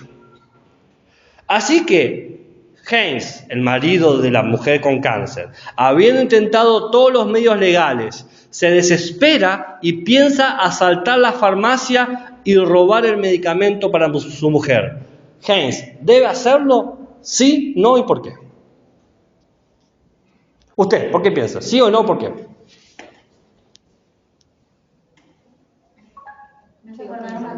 No, fácil. ¿Sí? ¿No? ¿Tiene que robar el medicamento o no tiene que robarlo? Es que estoy en duda. Hay dos opciones. ¿Sí o no? Es que si es para su mujer, sí. Sí. Bueno, lo roba. Es decir, que va a cometer un crimen. Estamos de acuerdo con eso, ¿no? ¿Por qué debería robarlo? Usted dijo, si es para su mujer. ¿Qué quiere decir eso? Que es para el amor de su vida. Es para su grupo. Usted está en el cuarto estadio. ¿Ok? ¿Sí? ¿No? ¿Y por qué? ¿Tiene que robar el medicamento, sí o no? No, por una parte. No es una parte. La mujer está enferma, no puede decir una parte. ¿Es ahora o no es ahora? ¿Sí o no? No. ¿Por qué no? Y porque no puede buscar otras soluciones antes de robar. Otras soluciones. O sea, usted está buscando también por el contrato social, en un grupo más grande. Bueno, usted también está en el cuarto estadio. O no tiene que hacerlo, porque lo meten en la cárcel, miedo al castigo, primer estadio. ¿No? O lo que sea, ¿no? Y vamos poniendo las razones y vamos viendo en qué nivel moral está. ¿Entienden lo que estoy diciendo? No importa la respuesta, acá no hay respuestas correctas. Lo importante es saber en qué nivel moral está. Si decían que sí, no me importaba. Y tampoco me importaba la justificación. Importa saber en qué nivel está. ¿Somos heterónomos o somos autónomos? ¿Usted qué ha pensado? ¿Usted ha pensado algo? Sí, lo ha pensado. Lo he visto en sus ojos risueños, ¿sabes? Bien. ¿Qué? ¿A un filósofo? ¿A quién? Nietzsche, mi fetiche. Bien. Chau, Colbert. Le decimos chau, que la fuerza lo acompañe. Dudas, preguntas, interrogantes, comentarios, insultos, nota al pie, crítica constructiva, crítica destructiva. Repaso para que vean. Esta es una segunda teoría. Estas dos teorías que están respondiendo. ¿De dónde carajo viene la moral? ¿Del individuo o de la sociedad? La primera decía que el individuo, biológicamente estamos construyendo. Acá ya hay como un intermedio, un poquito y un poquito. Pero las dos tienen algo en común. Las dos creen que la moral viene del conocimiento, porque está hablando de cómo la gente comprende las cosas. ¿Será así? ¿Será así? Vamos a ver. Vamos a ver la tercera teoría. Les digo desde ya, antes que se asusten, si un día yo me accidento y van a rendir una mesa de ética y ciudadanía y evalúa otra, tradicionalmente la gente acepta la teoría de Colbert. Tradicionalmente la gente acepta la teoría de Colbert. A mí no me gusta, pero bueno, es la más tradicional y es la que más se va a encontrar en los manuales. ¿Okay? Les digo para que sepan. Si quieren ir por lo seguro, Colbert. Ahora, ¿quieren un verdadero desafío? Vamos con el discípulo de Colbert, George Lynn. George Lynn creo que murió en 1999, murió hace poquito. George Lynn era discípulo de Colbert. Colbert era discípulo de Piaget, Lynn es discípulo de Colbert. ¿Bien? Como siempre, como todo discípulo, está de acuerdo con ciertas cosas y de desacuerdo en otras, ¿no? Está de acuerdo con que la manera de saber en qué nivel moral está alguien es ver cómo juzga, qué decisión toma. Dice, él está de acuerdo, dice, sí, Colbert tiene razón al decir que tenemos que ver cómo juzga para saber en qué nivel moral está. Él está de acuerdo en eso. Pero está en desacuerdo de que la moral es simplemente algo racional o el cálculo de posibilidades. Dice, no, la moral tiene que ver con los afectos. con las emociones. Fíjense, Colbert y Piaget eran puramente racional. Acá aparece una tercera teoría que incorpora las emociones, lo sensible. Porque dice, alguien en un estado emocional puede tomar decisiones morales.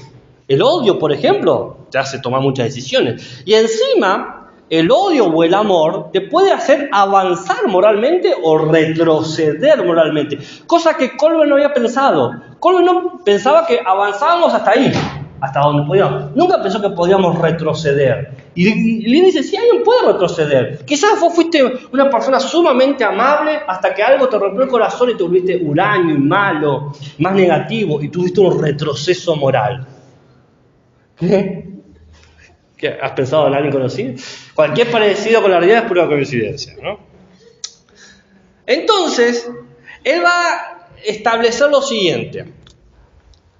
¿Vieron las dos historias que le conté? La de Mary y Margarit con las tijeras y la de Heinz. Estas son situaciones hipotéticas.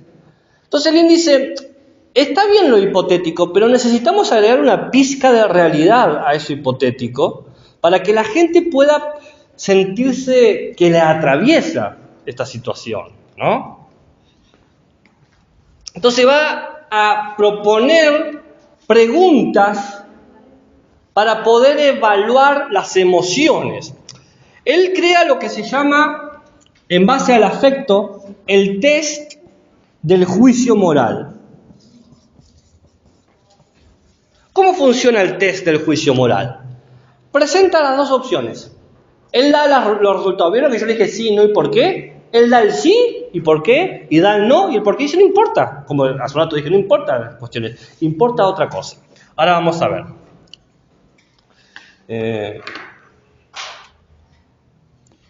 Importa cómo nos sentimos ante esa situación.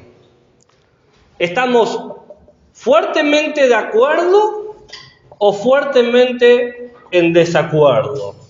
¿Fuertemente en desacuerdo o fuertemente en acuerdo? Y hace un estándar que va del 4. Menos 4, menos 3, menos 2, menos 1, 0, 1, 2, 3, 4. ¿Bien? Entonces él va a hacer lo siguiente. La misma historia, la de Heinz, la misma historia. Pero ya no nos interesa la historia, porque la historia es una historia. Me interesa cómo emocionalmente se sintieron ustedes frente a esa historia.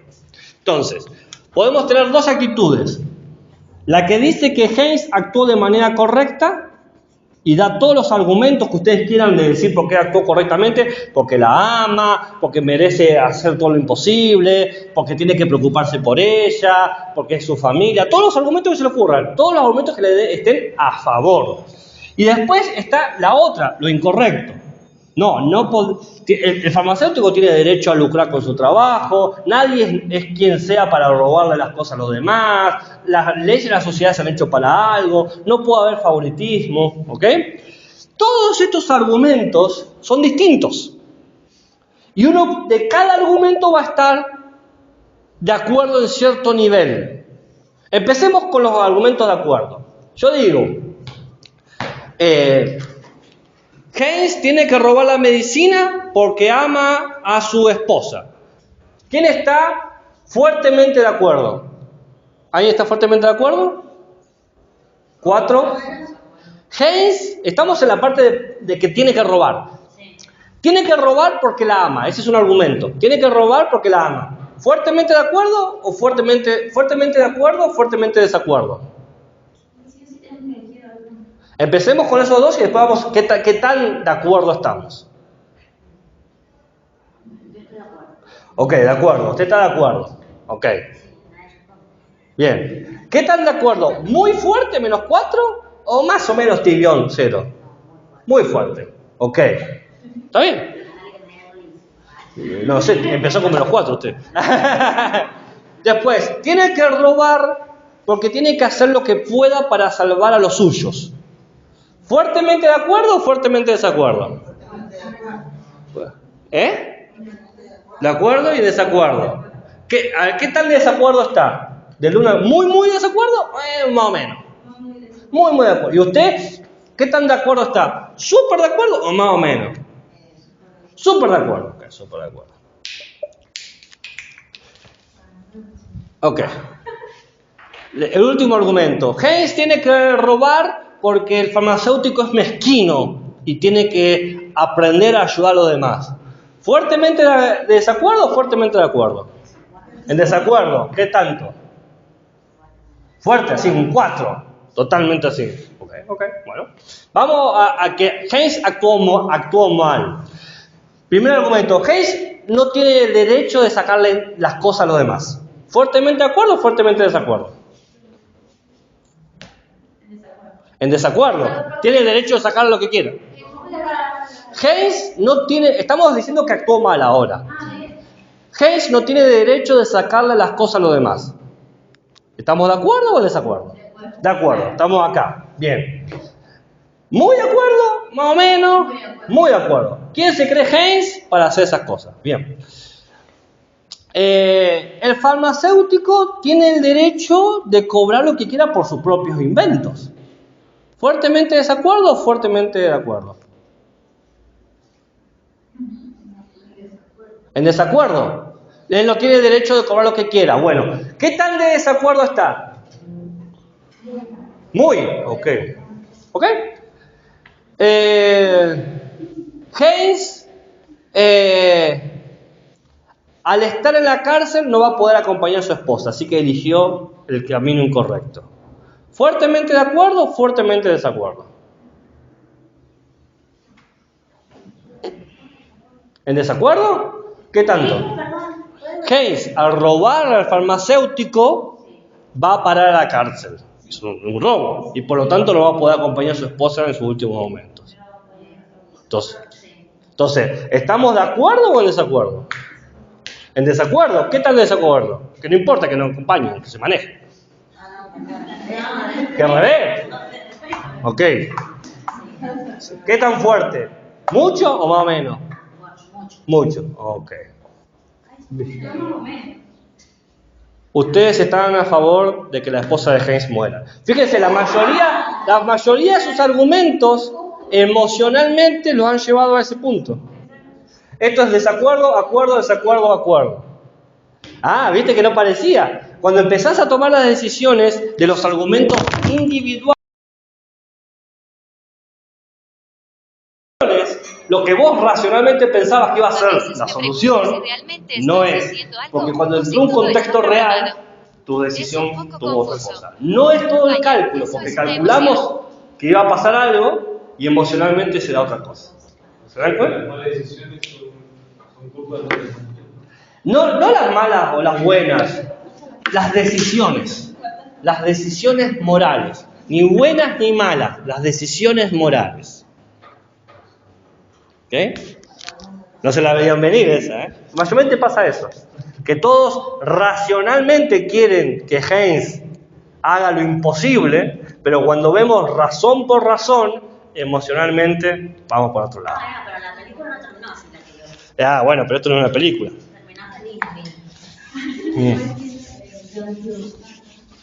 Bien, ¿se entendió? Esto es un test. El test dice que ustedes emocionalmente prefieren que... No son malditos. No son malditos. Todos los años. Y eso que no traje el tren todavía. Hay una del tren. Bien. Está bien. El test es interesante, ¿no? Porque revela cómo nuestras emociones influyen. ¿No? En el cálculo de las emociones nos damos cuenta que no es lo mismo lo que razonamos que lo que sentimos.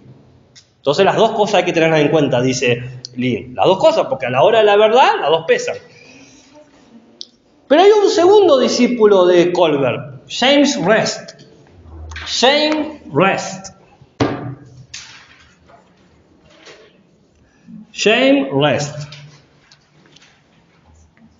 Él va a estar de acuerdo con Colbert, con Piaget y con Lynn que la moral está conectada con el conocimiento, ¿no? El conocimiento tiene un rol acá. Siempre la razón tiene un rol. Porque hacer un juicio supone una práctica racional, estoy juzgando. Pero no está de acuerdo con que dependa solamente del conocimiento, eso ahí critica Colbert, pero tampoco está de acuerdo que dependa del conocimiento de las emociones, ahí critica Lin, ¿no? Dice, porque uno no es solamente razón y emoción, no, es muy simplista eso, es muy dualista, es decir, wow, veo blanco y negro, y el humano no es eso, el humano es multifacético, tiene múltiples niveles, múltiples influencias. Entonces, va a decir Res que el juicio moral, que tiene algo de racional y pasional, no es lo único. Va a decir que el juicio moral es una de 4 capacidades que hacen que alguien tome una decisión moral.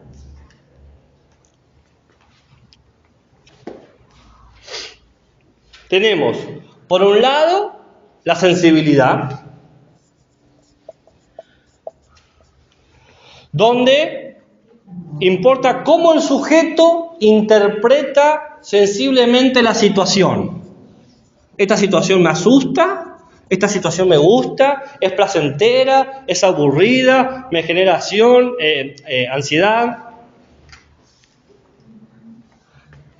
Después tenemos la motivación, que tiene que ver con...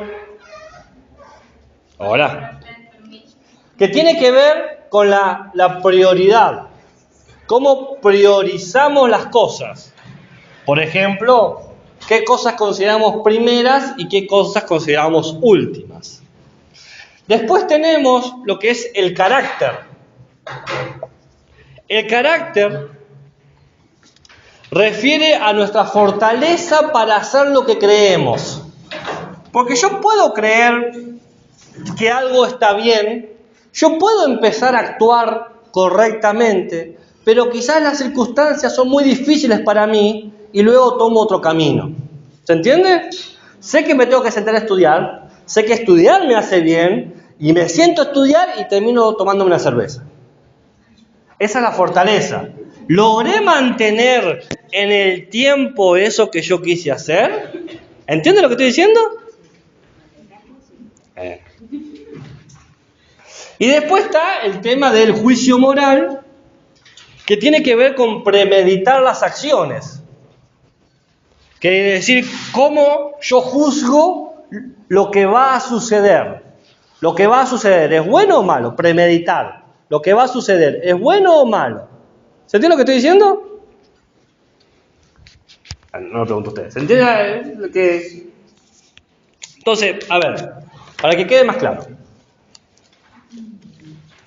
La moral supone estas 4 capacidades, ¿no? Los juicios morales, que tienen que ver con premeditar, la sensibilidad, la motivación, el carácter. Esto termina influyendo cómo vamos considerando lo bueno y lo malo. Y todo eso va a cambiar. Todo, fíjense, son 4 cosas que se van relacionando por el contexto, por la situación, por las personas. No es algo que está fijo, es algo para James Renn práctico. Hoy sirve, quizá mañana no, y si mañana no sirve, tengo otra moral. Dice Res que hay como 4 preguntas para responder, que todo sujeto se pregunta a la hora de hacer un juicio moral. 4 preguntas. ¿Cómo es la situación? ¿Cómo entiendo mis acciones morales posibles? ¿Qué puedo hacer moralmente, como bueno o lo malo? ¿Cuáles son los valores que puedo escoger? ¿Y cómo implementar mis valores y conseguir lo que quiero? Porque está mis valores y lo que quiero, y no siempre es lo mismo. No siempre es lo mismo. Bien. ¿Cómo es la situación? Y la otra pregunta, la que sigue, ¿cómo? ¿Cómo la situación? ¿Cómo entender la acción en términos morales? ¿Cómo valorar? ¿No? ¿Cómo valorar algo? Y cómo implementar mis valores y conseguir lo que quiero. Entonces, acá, como es algo práctico, es un problema de intereses. La moral es un problema de lo que me interesa. Entonces, hay un esquema de acción que para Res también tiene que ver con un desarrollo de edad y supone distintas etapas. ¿Cuál es la pregunta? Pensé que era una pregunta. Etapas. Tenemos esquema de acción, edad y etapas. Tenemos acción según intereses primarios, acción según las normas y acción según lo postconvencional. Acá vuelve a aparecer la palabra postconvencional. Recuerden que este es discípulo de Colbert, así que postconvencional va a aparecer. Postconvencional. Entonces, ¿qué va a decir REST? Va a decir, las acciones según intereses primarios se dividen en 3 edades. Hasta los 3 años, hasta los 5 años y hasta los 12. Según las normas es hasta los 18. Y lo postconvencional a la adultez. De vuelta. ¿Cómo sabemos nosotros en qué lugar está cada uno? Según los razonamientos que van a dar, cómo actúan. Por ejemplo, hasta los 3 años actúan con una obediencia ciega, ¿no? Hacen todo lo que le dicen que hagan, miedo al castigo, miedo a lo que sea. Hasta los 5 años hay un egoísmo instrumental. Fíjense que es parecido a lo que dice Colbert, ¿no? Hasta los 12 años hay un acuerdo, ¿no? Hay como un contrato que se forma.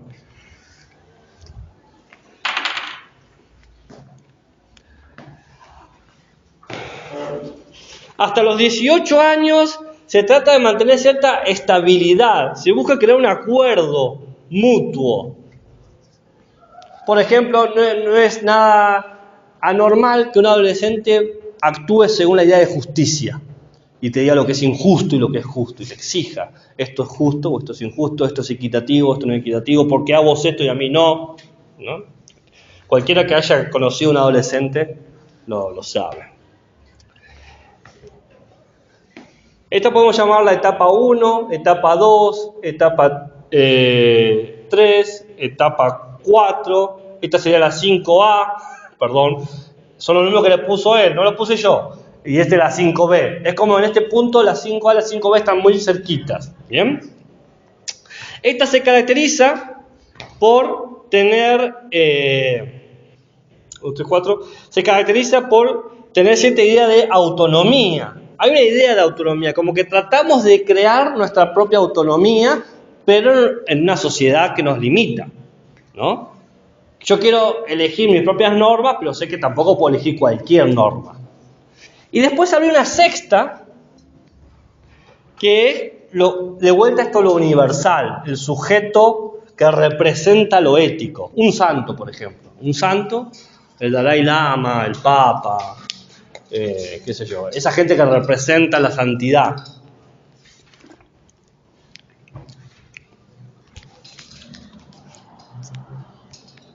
Les voy a compartir algo. Vieron que yo he estado escribiendo las opciones y cosas así de los dilemas éticos. Esto no lo voy a escribir, así que se lo comparto por el grupo de WhatsApp. El mismo dilema. Keynes tiene que robar o no robar la medicina para su esposa. Ahora ya no preguntamos sí o no, por qué, y tampoco nos preguntamos qué tan de acuerdo o desacuerdo estamos con los argumentos, sino que la pregunta va a ser la siguiente. Esto es un problema, queda claro, que la situación de Haynes es un problema, pero tenemos que pensar este problema. Ahora, pensarlo supone pensar en distintas acciones, ¿no? ¿Qué se puede hacer? Para eso tenemos que pensar cuáles son las preguntas adecuadas. ¿Cuál es la mejor pregunta que podemos hacernos para resolver esta situación?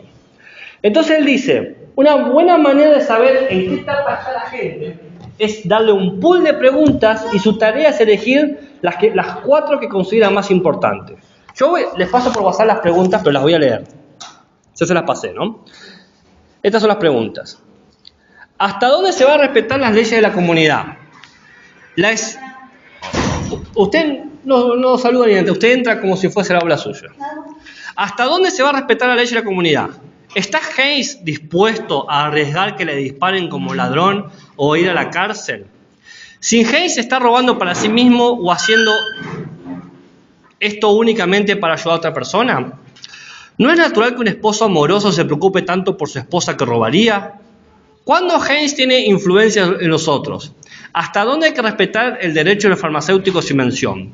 ¿La esencia de la vida es más abarcadora que la terminación de morir social e individualmente?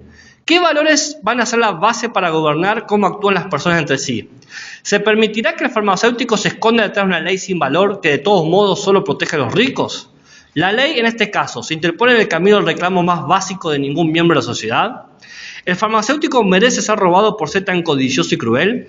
¿Robar, en tal caso, produce un bien total para la sociedad o no?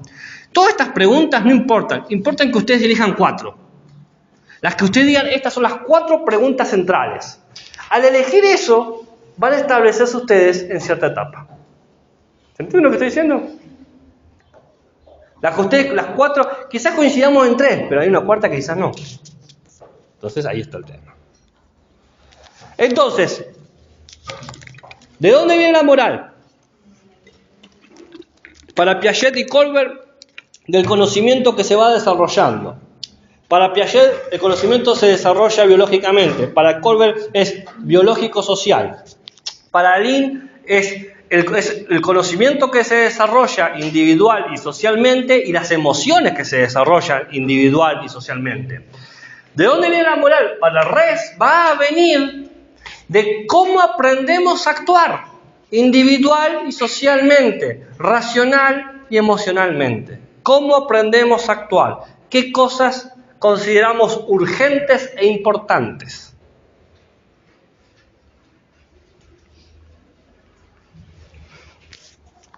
¿Estamos aquí? Sí. Muy bien. ¿Esta es la 4ª teoría? Bueno, vamos a la última, la 5ª teoría. Con esta terminamos. Esta última teoría es la que a mí me gusta. Pero que a mí me gusta, no están obligados a que les guste a ustedes, ¿eh? No, yo no soy de esos tipos que, si no me decís lo que me gusta, no te apruebo. Ustedes digan lo que se les canta. Digo cuál me gusta y cuál no me gusta. La de Colbert no me gusta y esta es la que más me gusta a mí.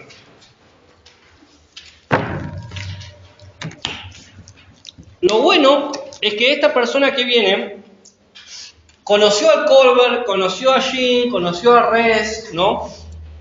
Y se llama Carol Gilligan. Gilligan. Y lo positivo es que está viva. Todo lo demás está muerto, esta está viva. Así que le da un tono de, por lo menos de frescura a todo esto. ¿Qué? Es una doble L. Gilligan, perdón. Gilligan. Es mi dislexia que me juega en contra. Gilligan. Gilligan. Bueno, empecemos con que está de acuerdo con Colbert. ¿Por qué a todos les digo con que está de acuerdo o desacuerdo de Colbert? Porque Colbert de vuelta es el autor más referenciado actualmente. Está de acuerdo con Colbert en el hecho de que es importante pensar en el fin del desarrollo, porque Kohler fue el primero que se dio cuenta de que si bien ningún humano había llegado al último estadio, el postconvencional, el universal, está bueno tenerlo como un ideal, como una meta a la cual tenemos que aspirar a llegar, ¿no? ¿Se entiende lo que está diciendo Gilligan? Dice, esa idea está buena. Y hasta ahí. Porque, ¿qué pasa? Porque acá hay un detalle más que tengo que agregar que no, lo guardé hasta este momento.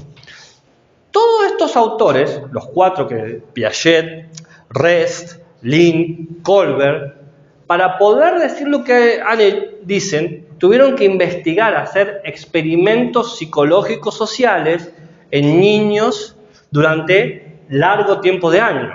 ¿Bien? ¿Se entiende?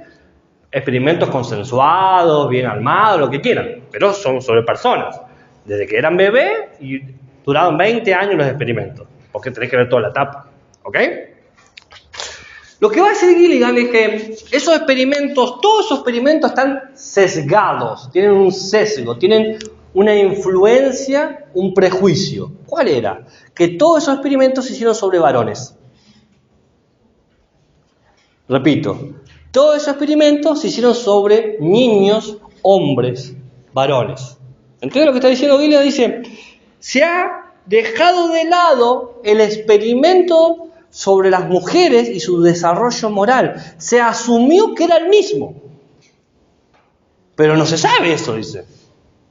Se asumió gratuitamente que era igual, pero no se sabe. Ella lo hizo, ese experimento. ¿Bien? Entonces va a decir, primer punto, todos estos experimentos rechazaron a la mujer al no incluirla en sus teorías, no estaban.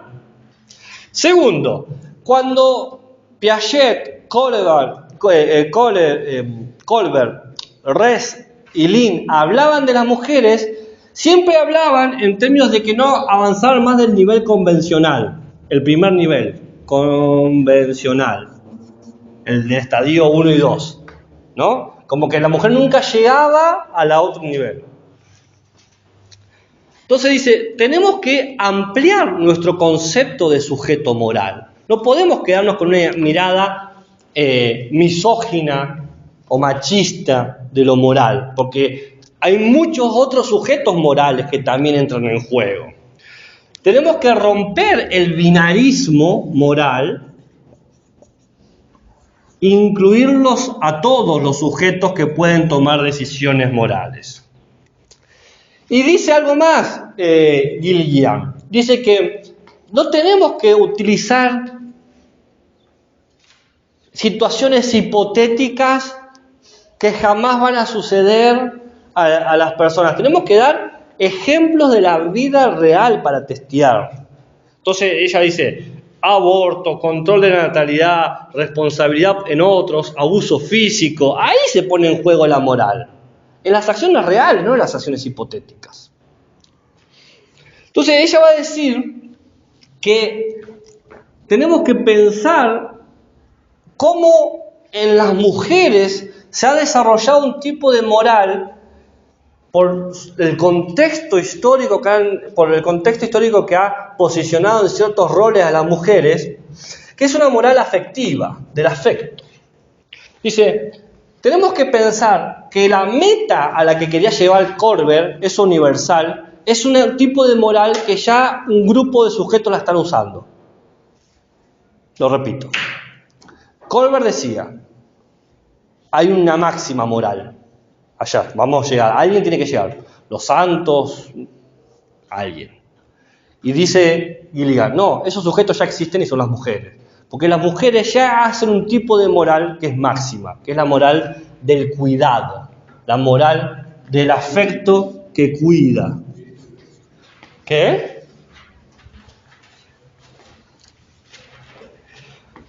Va a decir lo siguiente, hay dos maneras de entender a la sociedad. Que la sociedad está compuesta por individuos autónomos que hacen lo que quieren, o la sociedad está compuesta por individuos relacionales, que toman decisiones pensando en los demás. Históricamente, al individuo autónomo se lo ha identificado con el hombre. El hombre hace lo que quiere. E históricamente a la mujer se lo ha identificado con el individuo relacional. Toma decisiones, pero siempre pensando en cómo afecta a su círculo, ¿no? Entonces dice Carol, que tenemos que desarrollar un pensamiento moral o juzgar el desarrollo moral en cómo la gente abandona la autonomía, que sería el egoísmo, y se aboca más en la relación y el cuidado de sí mismo y de los otros. La ética del cuidado. Entonces aparece toda una reestructura de Kohlberg sobre el desarrollo moral. Ahora, no evaluamos al humano por qué tan heterónomo o autónomo es, sino evaluamos la moral del humano según qué tanto cuida al otro y qué tanto no lo cuida. Efectivamente. ¿Eh? O sea, ¿cómo lo cuida efectivamente? ¿Sí? ¿Bien mal o bien bien? No, bien, ¿Ah? bien. No, de pasar a algo autónomo, de heterónomo pasamos a una moral afectiva. Claro, es lo que propone ella. Claro, sí. ¿Eh? Claro. Sí, sí. Autor. La Carola. Entonces, ella va a decir que podemos entender el nivel moral y cada nivel tiene distintas características. Para Carol, para Gillian, hay 3 niveles, pero 2 transiciones. Es decir, tenemos el primer nivel, primera transición. Segundo nivel, segunda transición. Y después tenemos el tercer nivel.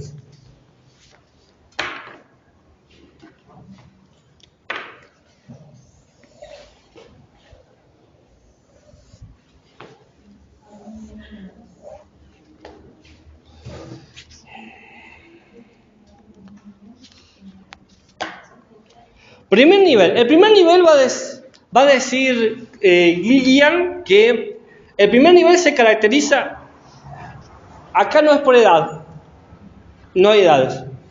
El primer nivel se caracteriza por el egocentrismo,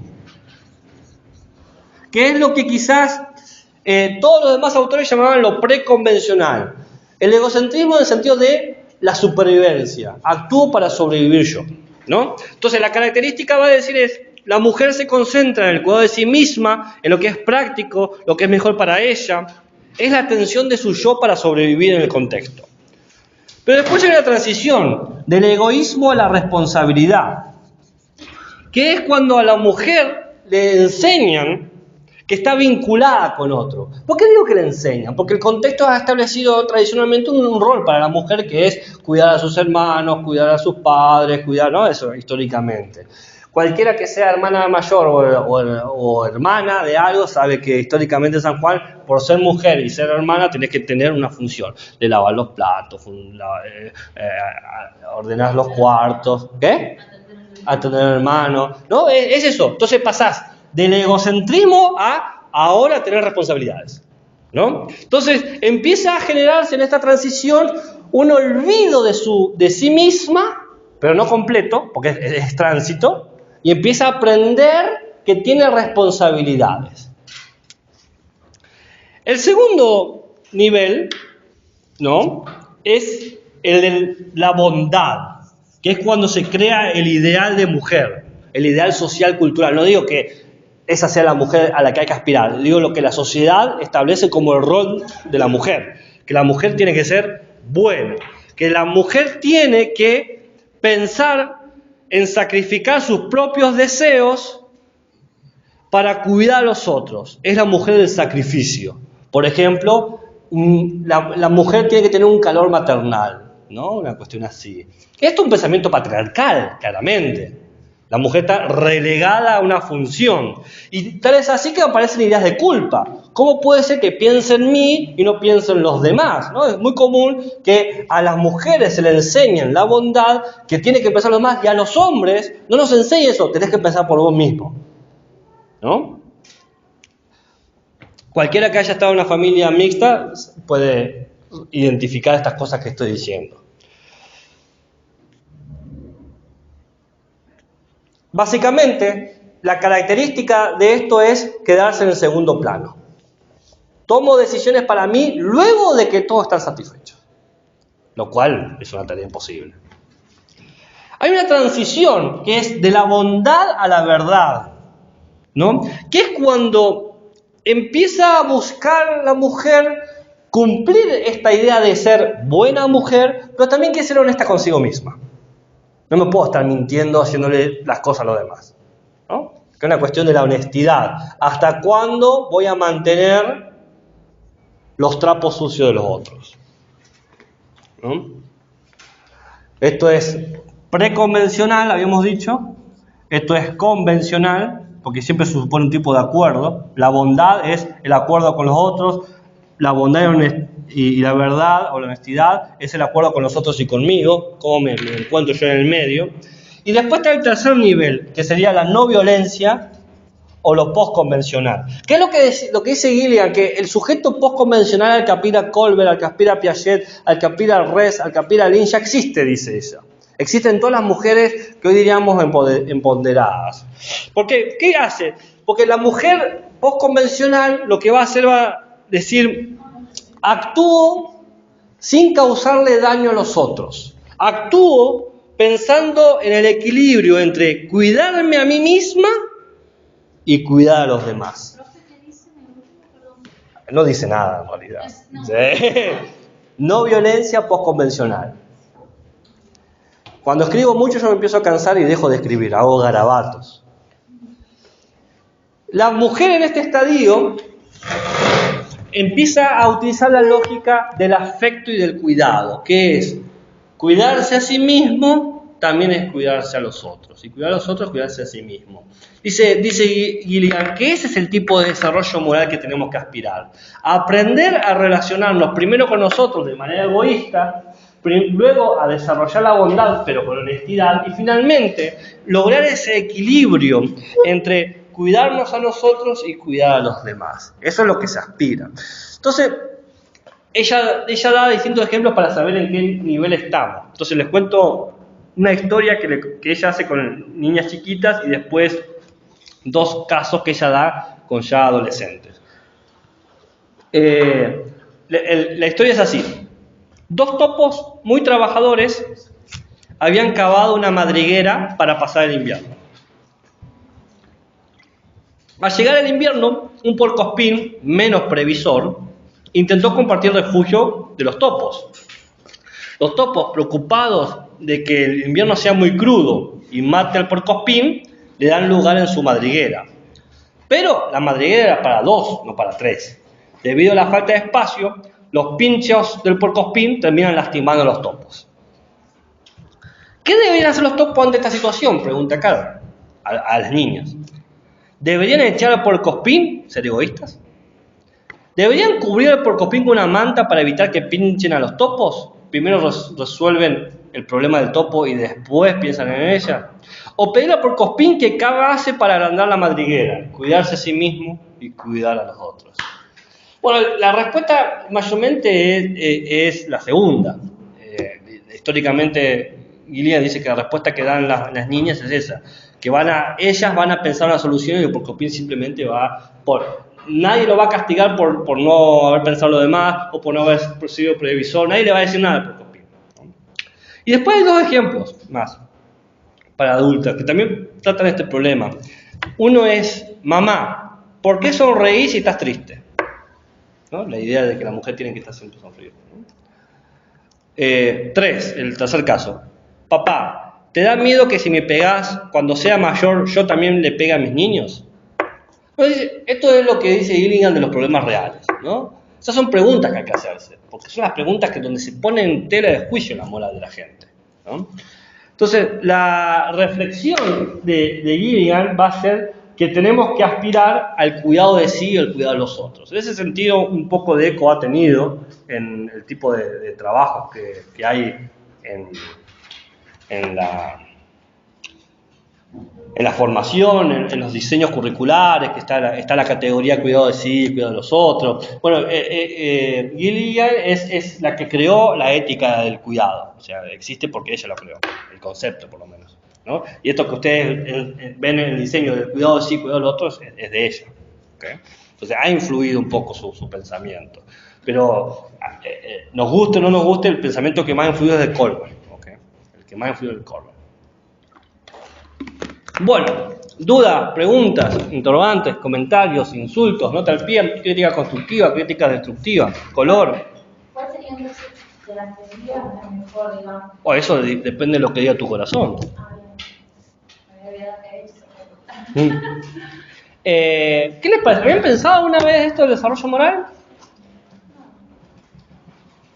Ahora que lo han pensado, ¿creen que influye en algo de sus decisiones? ¿Sí?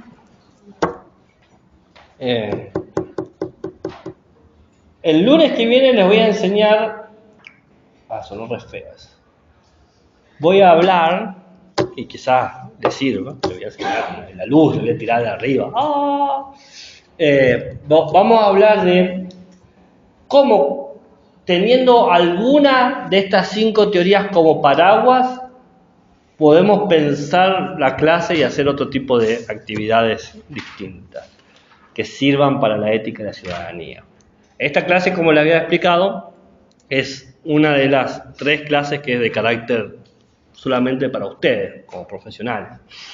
Bien, la próxima clase ya va a ser para enseñar a sus estudiantes, pero ese enseñar necesita que ustedes comprendan esto, porque están íntimamente conectados. Bueno, no tengo más nada para decir, ya hablé como 1 hora y 50 minutos. ¿No hay dudas, ni preguntas, ni interrogantes? Bueno, ya está, sean libres.